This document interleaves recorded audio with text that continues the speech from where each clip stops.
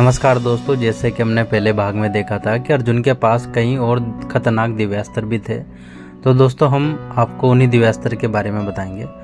दोस्तों अर्जुन का दूसरा सबसे खतरनाक दिव्यास्त्र पाशुपतास्त्र था। भगवान शिव का दिया हुआ अस्त्र था। यह एक ऐसा अस्त्र था जिसके बारे में कहा जाता है कि वह आँख, दिल, शब्दों को नियंत्रित करता था। यहाँ तक कि अर्जुन ने इसी अस्त्र से जयद्रथ का वध किया था। अर्जुन का तीसरा सबसे खतरनाक दिव्यास्त्र है वज्रास्त्र। अर्जुन को वज्रास्त्र भगवान इंद्र ने दिया था। देवताओं के राजा इंद्र ने अर्जुन की तपस्या से प्रसन्न होकर उन्हें महेंद्र अस्त्र और शक्ति अस्त्र भी दिया था। दोस्तों अर्जुन का चौथा अस्त्र सबसे खतरनाक दिव्यास्त्र यमदंड अस्त्र था। पूरे महाभारत युद्ध में यमदंड अस्त्र का ज्ञान सिर्फ अर्जुन के पास था। मृत्यु के देवता यम ने अर्जुन को स्वयं यह अस्त्र दिया था। इस अस्त्र का प्रयोग तभी किया जाता है जब योद्धा के पास कोई चारा ना बचे। कुल मिलाकर कहे तो यह अस्त्र ब्रह्मास्त्र की तरह चूकता। अर्जुन का पांचवा सबसे खतरनाक दिव्यास्त्र वरुणपाश अस्त्र था। वरुणपाश अस्त्र अर्जुन को वायु के देवता वरुण देवता से मिला था।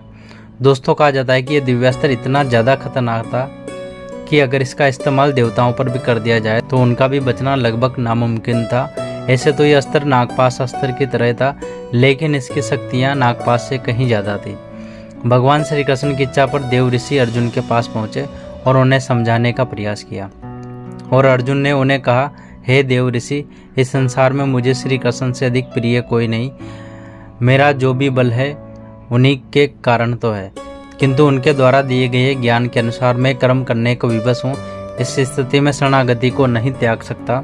वासुदेव स्वयं ज्ञानी है और वह जैसा चाहते हैं वैसा ही होगा।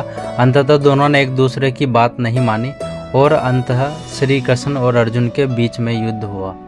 यह भयानक युद्ध दोनों को अपनी अपनी प्रतिज्ञा के कारण बीच में ही युद्ध छोड़ना पड़ा। श्री कृष्ण से भला कौन जीत सकता है, किंतु अर्जुन भी उन्हीं का अंश थे। दोनों का युद्ध बहुत दिनों तक चलता रहा। साधारण अस्त्र शस्त्र की तो क्या ही बात, दोनों ने एक दूसरे के दिव्यास्त्र को काट दिया था। जब युद्ध की स्थिति और गंभीर होती जा रही थी तो ऐसे में भगवान श्री कृष्ण ने अपने अमोद गदे का प्रहार किया और उसे स्वयं अर्जुन ने नारायण अस्त्र से ही काट दिया। इसके बाद स्वयं नारायण अस्त्र अमोद गदा को काटता हुआ स्वयं भगवान श्री कृष्ण के पास जाकर रुका और अचानक से माला में परिवर्तित होकर स्वयं भगवान श्री कृष्ण की वंदना करने लगा। युद्ध धीरे धीरे और गंभीर होता जा रहा था। भगवान श्री कृष्ण ने अंततः सुदर्शन चक्र को अपनी उंगलियों से मुक्त किया। उसके प्रतिरोध में अर्जुन ने ब्रह्मास्त्र का संधान किया। तीनों लोग यह देखकर त्राही त्राही कर उठे। युद्ध का ऐसा भयानक स्वरूप देखकर स्वयं परमपिता ब्रह्मा को आना पड़ा। परमपिता ब्रह्मा को युद्ध क्षेत्र में आते देख अर्जुन और भगवान श्री कृष्ण ने उन्हें प्रणाम किया। तब ब्रह्मदेव ने अर्जुन से कहा ब्रह्मास्त्र वापस लेने के लिए और श्री कृष्ण से उस युद्ध को समाप्त करने की प्रार्थना की।